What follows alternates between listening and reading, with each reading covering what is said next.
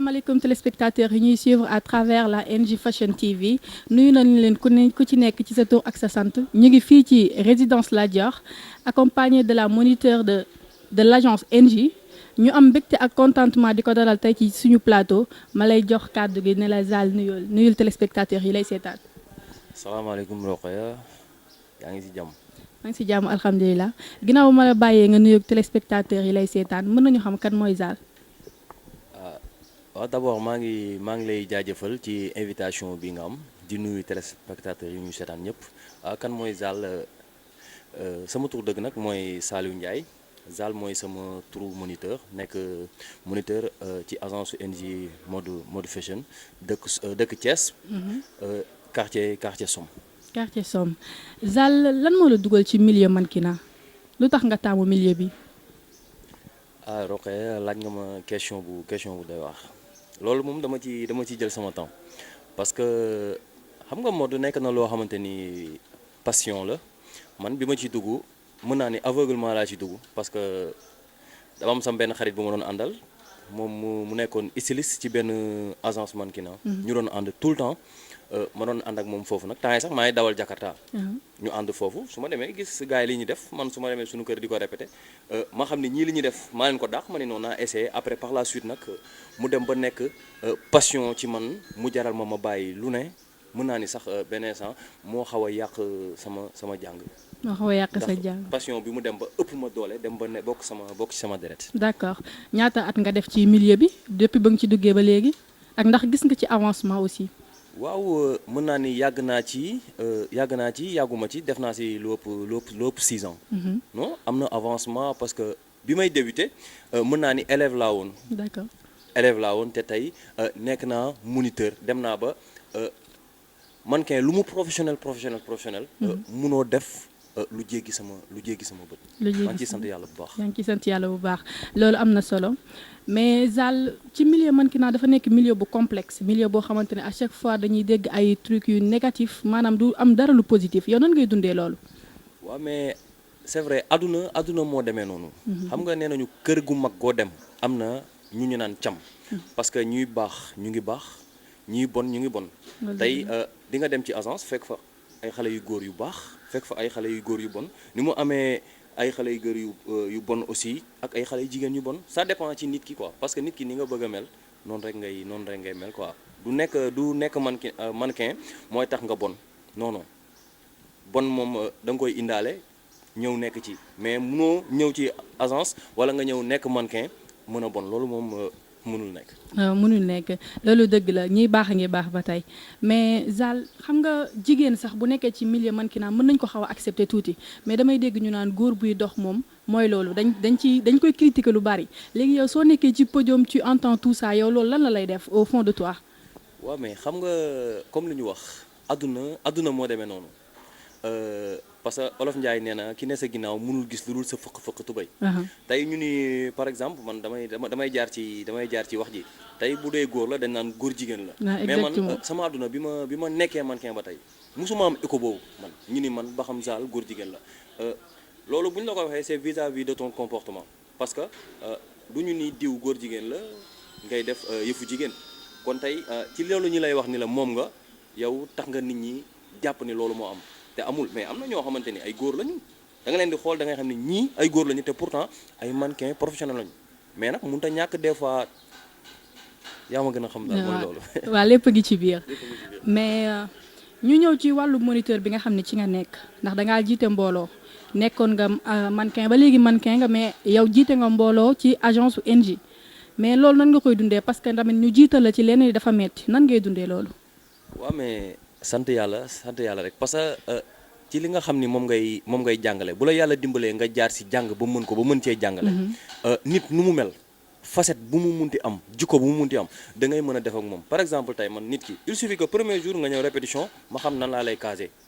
ma xam nan laay waxtaan ak yow ban genre nga fan nga ma yem fan laay yem ak yow parce que c'est vrai jiite mbooloo yombul mais nit ki ni nga mel rek noonu ngay jiitee soo amee fulla ñi nga jiite dinañ am fulla soo ñàkkee fayda ñi nga jiite aussi du ñoom dañuy ñàkk fayda aussi quoi ça dépend ci yow ci ni nga mel parce que man ñi ma xam xam nañ ni man ñàkkuma fayda dama am fulla ci lu may def mën naa kaf mën naa ree mais il suffit que ma dugg ci agence bi rek damay summi sama mbub moomu teg ko ne nekk beneen nit. ok ñu ngi comprendre loolu mais ci comme nit ñi ñu ngi seetaan à travers NJ Fashion TV ñi nga xam ne dañoo bëgg a dugg ci wàllum mannequinat bëgg a ñëw yow tey jii nii soo leen doon wax ban buntu la ñuy jaar tey ban fan nga leen di wax ñu jaar fa pour mën a dugg ci accès ci mode bi. waaw loolu Rokhaya c'est très simple parce que boo seetloo Thiès am na agence yu bari. am na plus de 4-5 agences. mais tey bu ñu waxee bu ñu nee défilé wala ñu ni mannequin nit ñi seen xel ci li muy njëkk a dem mooy NJ Family. du nag falaa bokk damay cëral fi ma ne mais man xam naa suñuy capacité. mais est-ce que cëraloo fi nga nekk. non Thiès ñoo jugé man jugé wu ma de Thiès ñoo jugé. ah kon ñoo ko déggandoo. Thiès ñoo jugé ku bëgg a ñëw la porte est grandement ouverte boo ñëwee dinañ waxtaan ak yow. dina la teg dans de très bonnes conditions jox la suñu contrat nga dem lire boo d'accord nga signer après nga ñëw adhérer ak suñuy conditions waaw loolu kese la. mais yan critères pour nekk mannequin wu agence NJ. waaw d'accord question bi ma laaj nii c'est très important. parce que du ko jug rek nekk mannequin. parce que y a une certaine taille. am na taille boo xamante ni boo koy yeggul pour man mënoo nekk mannequin da ngay yàq sa temps parce que bu dee góor la il te faut minimum nga mat 1m65 bu dee jigéen 1m60 au-delà de taille boobu pour man da ngay perdre sa temps mais nag du cadre beauté wala cadre xees wala cadre ñuul la plupart boo seetloo ñi nekk mannequin international ñëpp dañuy ñaaw. dañuy ñuul waaw. mais dama gis ci agence bi aussi y a de petite taille. Il y a des mannequins de petite taille. Pourquoi tu les as choisis eux? Ouais, mais pour te dire vrai, man choisiruma kenn. Da ngay xëy un bonjour nit ñëw. Mais des fois nit ki dina ñëw du mat taille bi mais yàlla day def ni mooy gën a mën a dox sax ñi am taille bi. Parce que du nit mooy jugé yàlla mooy jugé aussi yàlla mooy sàkk jaamam. mais dañoo gisoon ay jamono ñu ni mannequin ku sew la mannequin taille fine la woon ñu gis léegi ne au Sénégal je dirais même que ni ñu am yaram yi ñoo gën di mën di défiler léegi. soo koy gis ci mode tabaski et truc tout ça da ngay gis ne ñu am yaram yi ñoom la ñuy gën di jël parce que peut-être c'est l'habillement sénégalaise léegi loolu lan lañ ciy wax. waaw mais foofu erreur bi du ci promoteur yi. parce que boo seetloo yaa mannequin dafa am deux facettes yaa mannequin et top modèle parce que tey supposons yow bu fekkee tailleur laa wax ngay def sa casting yow xamoo mannequin. yow xamoo top modèle yow li luqi sa bët rek ngay jël mais bu fekkee styliste nga. parce que bu ñu nee mannequin taille standard la ñu wax. parce que des fois da ngay gis ay jongama yu nekk mannequin. mais Sénégal la ñu nekk parce que ñun suñu problème mooy on manque de professionnalisme nit ki du li war lay def mais li mu bëgg a def lay def mais mënuñ ci dara quoi accepter rek la ñuy mën dëgg la des fois nga gis jongama bu daa ko dox mannequin mais yàlla mooy def loolu quoi kenn mënu ci dara aussi. ok mais dama bëgg nga leeral tuuti téléspectateur ak man mi téléspectateur yi ñuy seetaan lan mooy différence entre top modèle ak mannequin. waaw d'accord xam nga top modèle mën na nekk jigéen boo xamante ni day am yaram parce que ça dépend ci mannequin ak top modèle ci seen tour de fesse la ñu mën a xamee différence bi mannequin dafa war a nekk du ma ni ku sew torop mais ku yem taille standard ku élancé avoir une très jolie sourire am charisme ba pare comment dirais-je am une certaine attirance bien vrai que moom parce que boo seetloo mannequin bu nekkee ci kaw podium du kuy ree mais top modèle comme ay mode tabaski mode corté permettre nañ leen ñoom ñuy reetaan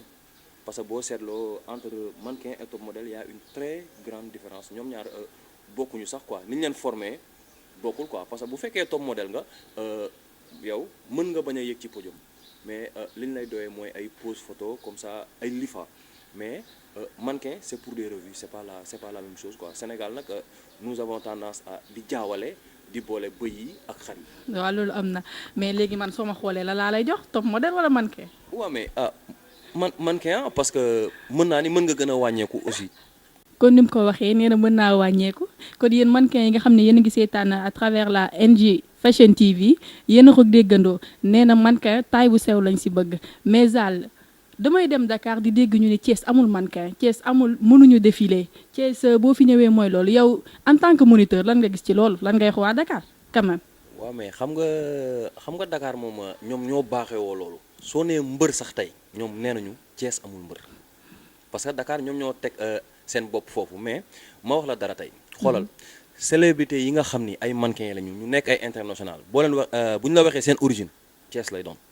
man j'ai été à Thiès. Mais je te coupe là-bas parce que Thiès ce sont les origines mais elles ont été formées à Dakar ou ils étaient formés à Dakar. waaw mais xam nga dëkk bu ne. ak yàlla li mu fa def.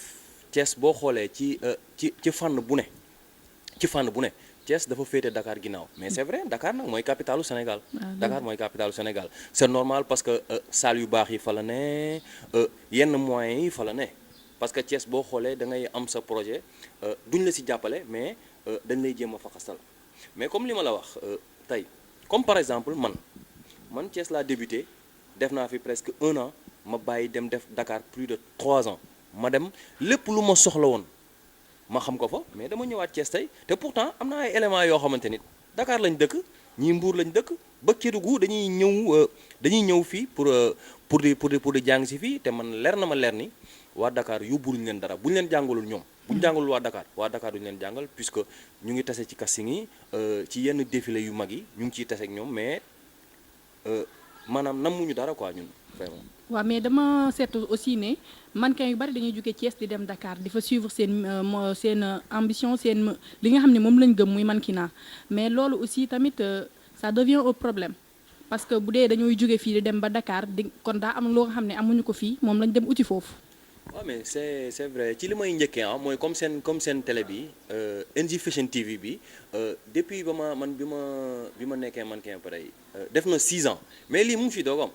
ñu ngi doog am télé te ñu ngi doog am agence boo xamante ni digne d'une agence de mannequinat. waaw loolu da nga koy wax ci kaw tamit ci kaw waaw. waaw mais comme li ma la wax rek ñu ngi doog am. agence bu tax ñu naan agence fii Thiès. parce que boo seetloo Thiès man yàgg naa fi am na ci agence yu ma jot a dem parce que damay côtoyer yenn mannequin yi nekk ci yenn agence yi mais li may dégg du yàq deru benn agence mais li yàlla xam doy na Dakar.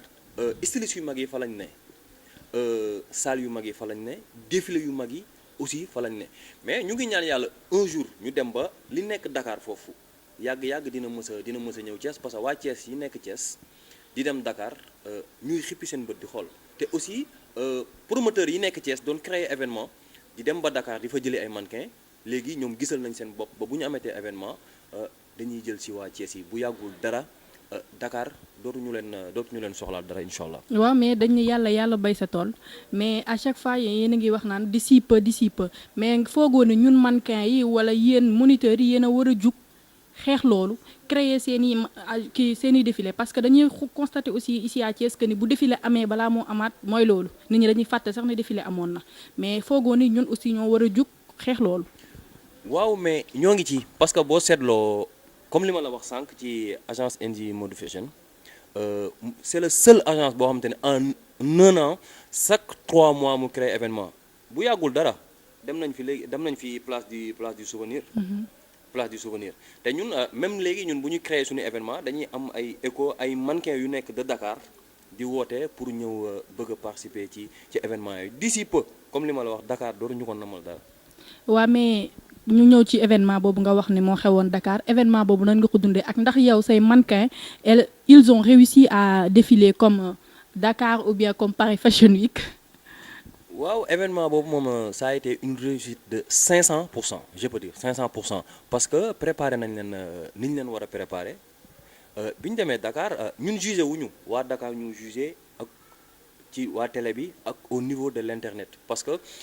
défilé yi ñu ngi au niveau de YouTube nit ñi seetaan nañ ko boo duggee di nga xool les nombres de personnes qui ont aimé ba pare aussi comme li nga wax ni ba xam sama xel daloon na ci man sama élève mën naa tëdd di nelaw parce que nekkatuñ ay amateur ay professionnels lañ léegi comme li ma la wax podium bu dul podium mu dëmm mannequin boo indi ñeme naa indi samay élément te duñ ko yóbbul dara. loolu am na solo wóolu ñi nga nekkal am na solo mais Zal ci ñu dellu si ba léegi ci événement boobu noonu ndax yéen a ngi jublu ci yeneen événement comme ne nga NJ moo fi teg tànk en ce moment ndax yéen a ngi waajal yeneen i événement pour surprendre waa Thiès aussi waa Dakar. waaw loolu ça sera une surprise moom du ma la wax ni la bés sàngam. doo ñu ñamal leen rek suñu émission première numéro. du ma la wax bés sàngam waaye dinaa ne ni bu yàggul dara. lu musul am Thiès dina am Thiès. ah loolu rëy na lu musul am Thiès mais en exclusivité ñamal ñu tuuti rek. waaw mais instant yi nii ñoo ngi ci ay projet on est en train de créer une grande événement comme le faisait Adama Paris à Dakar Thiès Fashion Week. lu musul am Thiès. en exclusivité ici dans notre émission Zal yaa ko wax de. maa ko wax fii ak kon xaar leen ko c'est très prochainement incha allah. ñoo ko déggandoo comme ni ko Zal waxee ñu dem seetaan yi 100% wax boobu nga xamante ne moo amoon place du souvenir avec les mannequins de l'agence NJ et son moniteur Zal ñu dem seetaan leen te ñëwaat.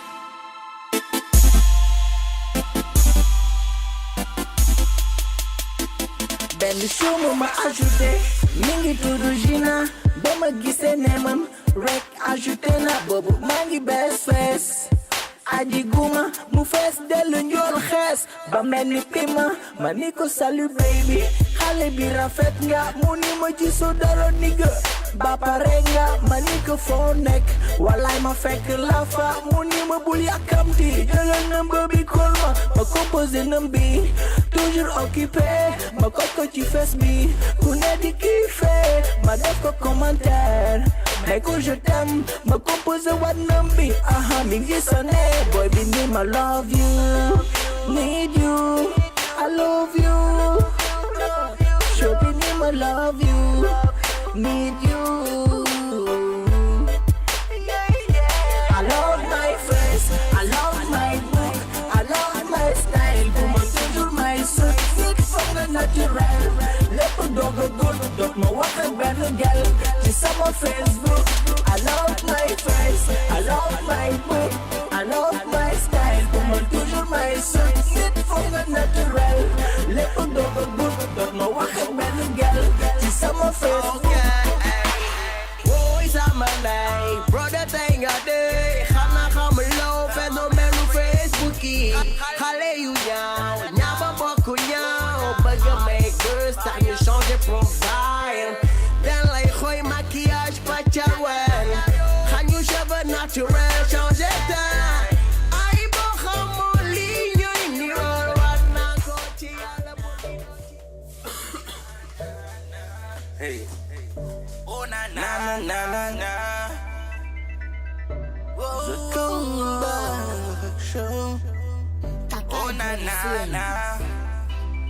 the forget. Oh na na na na It's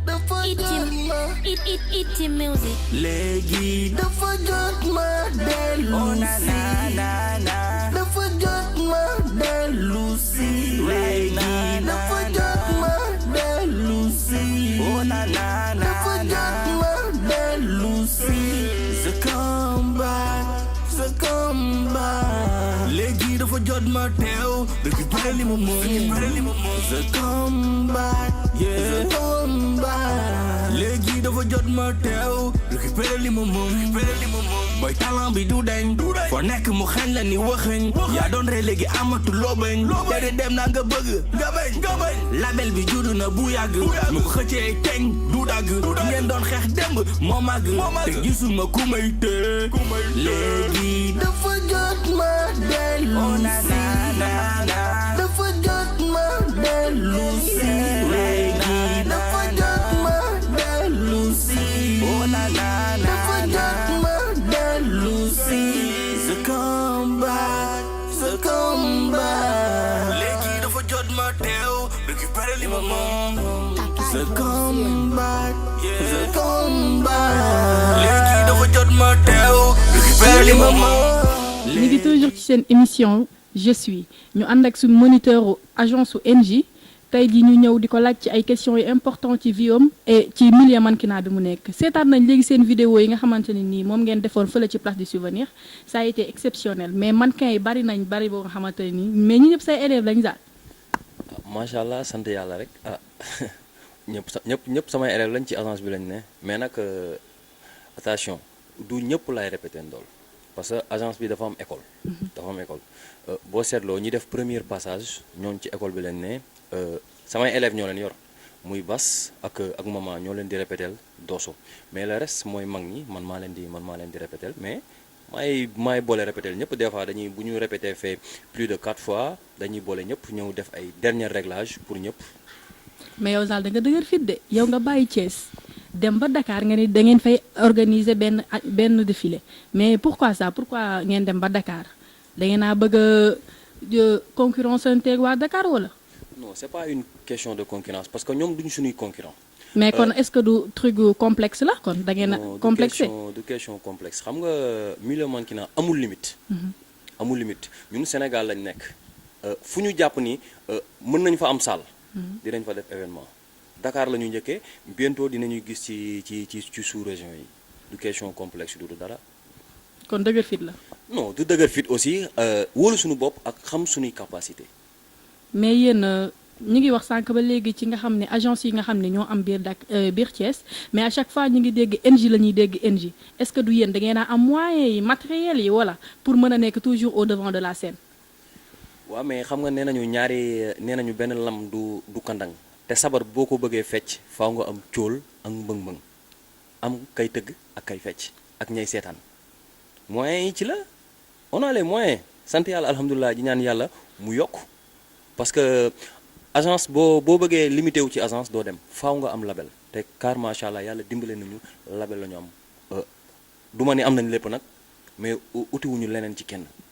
au contraire nit ñi ñooy ñëw ci ñun. mais est-ce que du label boobu tamit moo tax sa mannequin ñu leen di dégg fu nekk est-ce que performance bi wala xam-xam bi mi ngi ci ñoom. waaw d'accord soo amee ay caméra am foo répété te amoo mannequin des na soo amee moniteur lépp day mat lépp a ngi fi caméra ngi fi moniteur a ngi fi mannequin ngi fi lépp a ngi fi. yow daal wóolu nga say mannequin daal. à 500%. ñu ñëwaat ci Zal tuuti Zal yow lan ngay xaar ci milieu mannequinat. waaw li may xaar ci milieu mannequinat bari na man nag balaa loolu xam nga suñu borom moom mooy dogal des fois di nga former nit mu njëkk la cee am wala mu gën la cee sori parce que suñu borom moo dogalee noonu bien vrai que ni moniteur la mais yàlla def na am na ñoo xamante ni jamono yi ma nekkee Dakar parce que dama fa demoon comme di jàng mais mujj naa dem ba nekk ci benn agence boo xamante ni dama fa mujjee nekk comme deuxième moniteur te pourtant jàng moo fa yóbboon ndax samay performance maa ngi ciy sant yàlla bu baax di nga former nit ngeen ànd casting ñu jël ko duñ la jël mais li ngay bëgg toujours nekkul moom la yàlla di defal mais nga sabablu fi ma xool bu ma fa yàlla yóbbee dinañ xam ni lépp Thiès la nekk incha allah. ah lépp Thiès la nekk te lépp Thiès lay dellusiwaat mais toujours Zal yow ñu parler tuuti ci sa vie en tant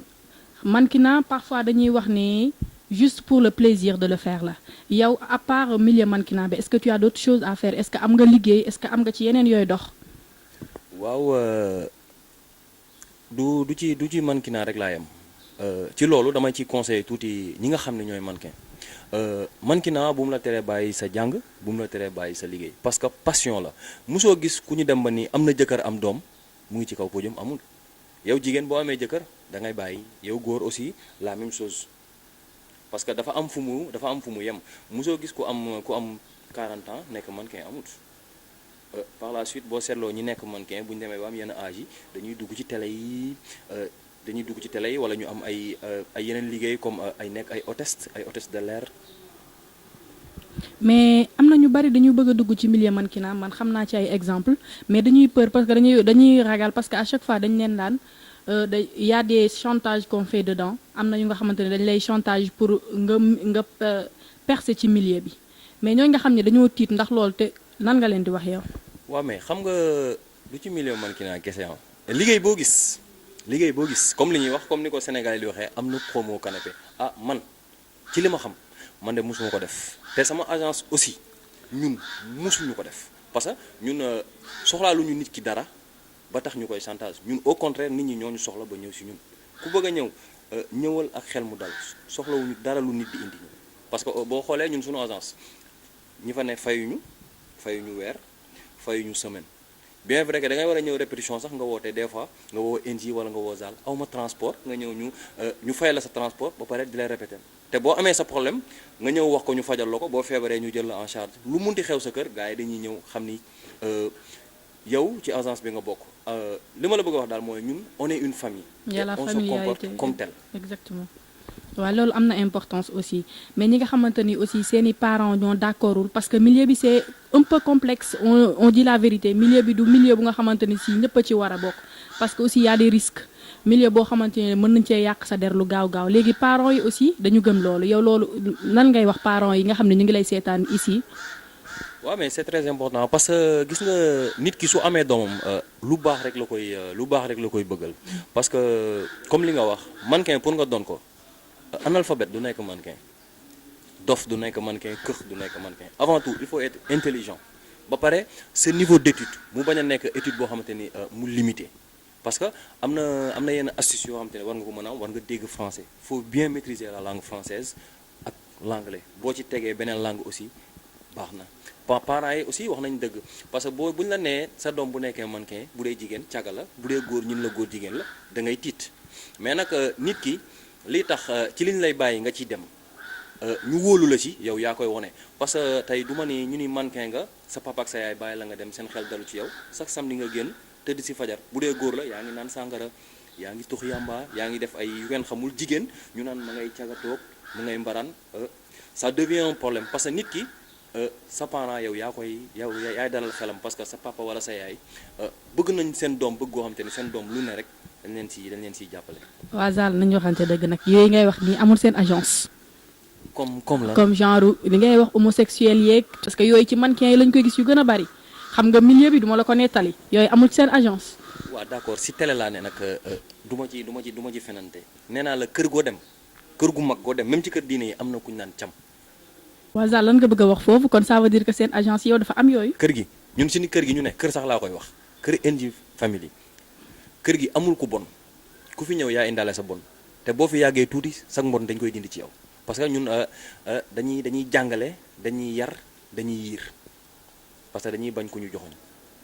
waaw loolu am na solo mais Zal su ma la seetloo boobu ba léegi yaa ngi naan milieu mannequinat nga nekk milieu mannequinat lan mooy sa passe-temps yow après le mannequinat après ton boulot Zal il fait quoi pour se divertir.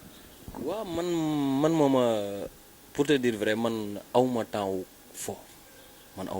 parce que tey su ma la doon dresser sama CV fii da nga naan déedéet. def naa lu ne dawal naa Jakarta doon naa liggéey maçon jaay naa café Touba am naa samay diplôme électricité ak serveur gérant hôtel ak agent commercial bien vrai que ni mën naa ni mannequinat mbubb la bu may sol su jotee mais su ma ci paree damay nekk ci sama yeneen occupation waaw. mais Zal moniteur nga à chaque fois yaa ngi nekk ak mannequin yu góor yi ak yu jigéen yi doo ci parfois nga jàdd ci ak kenn parfois doo jàdd. j'ai pas compris jàdd comme. maanaam nga ciy jël kenn. di ci doxaan ma ciy jël kenn ñu jaar ci digg bi. waaw munta ñàkk parce que fugu ay góor ak jigéen di daje munu cee ñàkk. kon maanaam doxaanante mi ngi am ci biir agence bi. déggoo munu cee ñàkk ay góor ak ay jigéen ñoo daje te duñu ay mala ay nit lañu. mais tey su ma la nee góor ñi du ñu doxaan jigéen ñi mais tey ci li nga ma laaj sànq laay indiwaat kon dama lay wax ni la kon ay góor jigéen la ñu ak ay lesbiennes ay góor ak ay jigéen lañu mënu cee ñàkk. mais dañuy gis aussi ne Zal boo nekkee en milieu boo nekkee ci répétition ak say élèves à chaque fois Zal day yuuxu élèves yi à chaque fois Zal da leen di gëdd am benn tempérament bi lu tax loolu. waaw mais xam nga man dama nekk personne bu nit koo xamante ni man dama am fulla ci li may def man su may dox ci mbedd sax su ma la nuyuwul doo ñemee wax ak man quoi parce que aussi comme li nga wax yow yaa ko waxal sa bopp laaj nga ma ba xam ñii ñëpp samay élèves lañu su ma wanewul une certaine maturité wala une certaine professionnalisme mooy dinañuy yëg sama kaw di def lu leen neex man comme li ma la wax mën naa ne ci mbedd mi di kaf di ree mais su ma duggee ci agence bi damay changer xamatuma kenn xam nga ñan laa xam moniteur lay doon ak samay élèves li ma bëgg ngay def mënoo ko nga dem la porte est grandement ouverte parce que du damay jaay sama bopp wala damay jaay sama agence ñi ne ci biti bëgg a ñëw ñoo ëpp ñi ne ci biir kon tey ku ko tegul ci yoon wala nga ñëw amoo fulla xamoo li ngay def tamit la porte est grandement ouverte parce que boo seetloo nit ñi dañuy am tendance su dugg ci dara ndax dara da ngay dugg ci benn affaire parce que du passion du dara mais da ngay dugg pour ñëw xool mais bu fekkee man dama wane ñàkk fayda aw ma fulla wane ne man fonk ma li may def mais ku ñëw ci loolu laa koy ci loolu lay dox te bien vrai que ni demeewul noonu. mais léegi comme que suñu émission tire à sa fin lan ngay wax sa élèves yi nga xam ne ñoo lay seetaan ak mannequin yi nga xam ne ñoo nekk partout à travers le Sénégal lan nga leen di wax en tant que moniteur. waaw d'abord damay remercier sama waa label parce que su ma demee ba ba toog fii tey parce que man découragé woon naa milieu mannequinat découragé woon naa ba bàyyi ba doyal ci sëkk mais parce que nee nañu ko am kudd doo lakk te man ak sama waa label je me sens protégé ñoo tax tey ma am fitu bi ma invité ma mën a ñëw fii toog di wax li may wax samay élèves nag la même daan wax rek laa leen di wax dans la vie ci loo nekk na nga ci am fulla am ci fayda surtout être un professionnel góorgóorlu ci li ngay def parce que yàlla du tëj buntu tëj fenêtre aussi pour mannequin yi nga xam ne ñoo nekk ci au niveau de l'international li may wax samay élèves rek laa leen di wax nit ki ci loo ne fullaal ko faydaal ko soo bëggee mu jariñ la parce que loo joxul cëram du la jariñ. ma bàyyi la kon nga tàggatoo ak téléspectateurs yi lay seetaan. waaw maa ngi leen di gërëm yow mii maa ngi lay gërëm di la sant di la remercier ci invitation bi di la wax ni lii initiative bu baax la dina tax ñi xamul woon xam ñi bëgg a xam-xam ñi bëgg a ñëw di la wax jërëjëf merci beaucoup Rokhaya. jërëjëf yow tamit ci nga ñëw ci suñu invitation bi ñu la invité surtout chers téléspectateurs ñu ngi leen di sant di leen gërëm ci teewlu bi ngeen ñu teewlu fii ci NJ Fashion TV. ñu ngi leen di sant di leen gërëm di sant sama caméraman Abdou Rachid ak suñu réalisateur Ismaïla Sarr ñu ngi leen di sant di leen gërëm di leen jox dig daje prochainement dans une nouvelle émission de